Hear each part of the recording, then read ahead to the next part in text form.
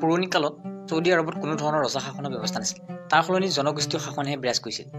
কাৰণ বিভিন্ন ধৰণৰ জনগোষ্ঠীয়ে গঠিত গোটেই ছৌদি আৰবখন বিভিন্ন অঞ্চলত বিভক্ত আছিল। সেই অঞ্চলসমূহ একোগৰাকী মুৰব্বীৰ অধীনস্থ আছিল, যাক শ্বেইখ বুলি কোৱা হৈছিল। আৰম্ভণিৰ পৰা ইটো জনগোষ্ঠীৰ সৈতে আনটোৰ মাজত বিশেষ মিলা প্ৰীতি নাছিল। সীমা বিবাদ অনবৰতে চলিছিল। বিভিন্ন ধৰণৰ অন্ধবিশ্বাস আৰু কুসংস্কাৰেৰে জৰ্জৰিত গোটেই আৰবী সমাজ ব্যৱস্থাটো সেই সময়ত একেবাৰে বিশৃংখল আছিল। শিশু আৰু মহিলাসকল পদে পদে নিৰ্যাতিত হৈ আহিছিল।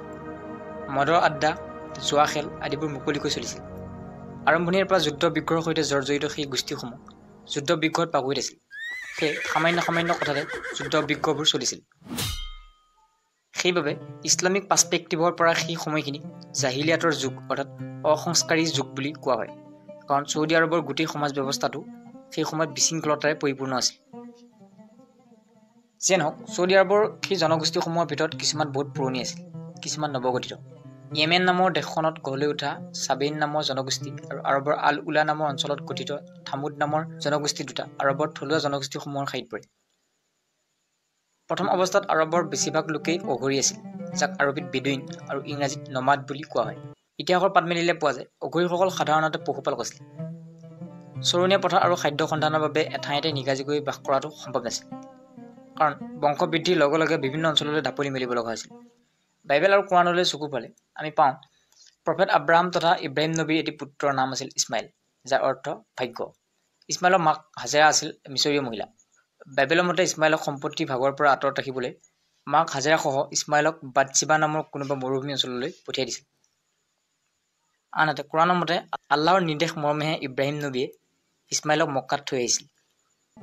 যিয়ে নহওক, সেই মৰুভূমিতে ইছমাইলৰ পৰা যি বংশৰ উদয় হৈছিল তাক ইছমাইলী বংশ বুলি কোৱা হয়। প্ৰথম অৱস্থাত ইছমাইলী এটা অঘৰী বংশ আছিল। মুছলমানসকলৰ মতে সেই ইছমাইলী বংশৰ পৰা পাছৰ পৰ্যায়ত যি জাতি জনগোষ্ঠী গঢ় লৈ উঠিছিল তাকে আৰবী বুলি কোৱা হৈছিল। উল্লেখযোগ্য যে এসময়ত মধ্যপ্ৰাচ্যত দবদবাই ফুৰা এছিৰিয়সকলে লিখি থৈ যোৱা কিতাপত সেই ইছমাইলীসকলক আৰবী ৰূপে উল্লেখ কৰিছিল। তাৰ পৰা স্পষ্ট হৈ পৰে যে ইছমাইলীসকলেই আৰবী আছিল। অৱশ্যে ইছমাইলীসকলে আৰবত নিগাজিকৈ থাকিবলৈ লোৱা বহু পূৰ্বৰে পৰা ইয়েমেনত চাবেইন নামৰ জনগোষ্ঠীটো আৰু ছৌদি আৰবৰ আল উলা নামৰ অঞ্চলটিত থামুদ নামৰ জনগোষ্ঠীটোৱে বিৰাজ কৰাৰ তথ্য পোৱা যায়। সেই সময়ৰ লোকসকলে এই ধৰণৰ জনগোষ্ঠীয় হিচাপবোৰ ৰখাৰ মূল কাৰণ আছিল সেই সময়ত এটা বংশৰ পৰা আন এটা বংশ নিৰাপদ নাছিল। যিকোনো মুহূৰ্ততে আক্ৰমণ চলোৱাৰ আশংকা প্ৰতিটো বংশৰে আছিল। এই কাৰণে সেই সময়ত নিজ নিজ বংশৰ লোকসকল একগোট হৈ চলাৰ পৰম্পৰা গঢ় লৈ উঠিছিল, যাক জনগোষ্ঠীয় শাসন বুলি কোৱা হয়। মন কৰিব, একোটা বংশৰ পৰাই পাছত একোটা জনগোষ্ঠী উদয় হয়। সেই জনগোষ্ঠীৰ পৰাই পাছত উদয় হয় একোটা জাতিৰ। যিয়ে নহওক, ইছমাইল যিহেতু প্ৰফেট আব্ৰাহামৰ সন্তান আছিল, সেই মুছলমান পণ্ডিতসকলৰ মতে বাপেকৰ দৰে পুতেক ইছমাইলেও মূৰ্তি পূজাৰ পৰা আঁতৰত আছিল। ইছমাইলৰ কেইবাগৰাকী পুত্ৰৰ ভিতৰত এগৰাকীৰ নাম আছিল আদনান। ইছমাইলৰ মৃত্যুৰ পাছত পুত্ৰ আদনানে বাপেকৰ ধৰ্মীয় নীতি আদৰ্শক আগুৱাই লৈ গৈছিল। সেই আদনানৰ বংশৰ পৰাই শ বছৰৰ পাছত বহু ধৰণৰ জাতি জনগোষ্ঠীৰ উদয় হৈছিল। সেই জাতি জনগোষ্ঠীসমূহৰ ভিতৰত বেছিভাগেই ইছমাইলে দেখুৱাই যোৱা একেশ্বৰবাদী ধ্যান ধাৰণা পৰিত্যাগ কৰি মূৰ্তি পূজাক আঁকোৱালি লৈছিল। যিয়ে নহওক, সেই আদনানৰ বংশৰ পৰা পাছৰ পৰ্যায়ত পোহৰলৈ অহা বিভিন্ন ধৰণৰ জাতি জনগোষ্ঠীসমূহৰ ভিতৰত কুৰাইছ নামৰ জনগোষ্ঠী এটা। ছৌদি আৰবৰ আন আন জনগোষ্ঠীসমূহৰ দৰেই কুৰাইছো আছিল এটা মূৰ্তি পূজক জনগোষ্ঠী। অৱশ্যে হানিফ বা হানাফ নামৰ আৰবী জনগোষ্ঠীটো মূৰ্তি পূজাৰ পৰা দূৰত আছিল। যিয়ে নহওক, সেই কুৰাইছ জনগোষ্ঠী হাছেম নামৰ বংশতে 610 খ্ৰীষ্টাব্দ মানত উদয় হৈছিল ইছলাম নামৰ এটি নতুন ধৰ্ম। সেই ধৰ্মৰ ধৰ্মপ্ৰৱৰ্তকগৰাকী হজৰত মহম্মদ বুলি বহলাই উল্লেখ কৰাৰ প্ৰয়োজন নাই। মহম্মদ ভূমিষ্ঠ হ'বলৈ নপাওঁতে বাপেক আব্দুল্লাহ মৃত্যুমুখত পৰিছিল। মাকো বেছি দিনলৈ জীয়াই থকাৰ সৌভাগ্য নহৈছিল। সেইবাবে কেঁচুৱা অৱস্থাৰ পৰাই মাক বাপেকৰ স্নেহৰ পৰা বঞ্চিত হৈ আহিছিল। ককা আব্দুল মুতালিবৰ তত্বাৱধানতে লৰালি কাল পাৰ কৰাৰ পাছত খুৰাক আবু তালেবৰ লগতে বেপাৰ বাণিজ্য কৰিবলৈ শিকিছিল। বিভিন্ন সময়ত লাভ কৰা বিভিন্ন ধৰণৰ অভিজ্ঞতা তথা উপলব্ধিয়ে মহম্মদক সাধাৰণ মানুহৰ পৰা পৃথক কৰি ৰাখিছিল। চাৰিওফালে দেখা অৰাজকতাবোৰৰ প্ৰতি মহম্মদ আৰম্ভণিৰ পৰা বিদ্ৰোহী আছিল। হিচাপ নিকাচত বেইমানি, গোষ্ঠীগত সংঘৰ্ষ, যুগ যুগ ধৰি চলি অহা অন্ধবিশ্বাস, কুসংস্কাৰ, ধনী দুখীয়াৰ মাজত চলি অহা বৈষম্যতা আদিবোৰ দেখি দেখি এসময়ত তেখেত অতিষ্ঠ হৈ পৰিছিল আৰু সেইবোৰৰ বিৰুদ্ধে মাত মাতিবলৈ আৰম্ভ কৰিছিল। যিহেতু শিশু অৱস্থাৰ পৰাই হজৰত মহম্মদ খাটমৰা আছিল, সেই আৰম্ভণিৰ পৰা এছামে হজৰত মহম্মদক অতি আদৰৰ চকুৰে চাই আহিছিল। অৱশ্যে যেতিয়াৰ পৰা যুগ যুগ ধৰি পালন কৰি অহা পৰম্পৰা, লোকাচাৰ, লোকসংস্কৃতি আদিবোৰৰ ওপৰত কটু সমালোচনা কৰিবলৈ আৰম্ভ কৰিছিল, তেতিয়াৰ পৰা হজৰত মহম্মদ এছামৰ বাবে মূৰৰ কামোৰণিত পৰিণত হৈ পৰিছিল। উল্লেখযোগ্য যে ছৌদি আৰবৰ গোটেই অৰ্থনৈতিক ক্ষেত্ৰখন এই অঞ্চলটোৰ ওপৰতে নিৰ্ভৰশীল আছিল।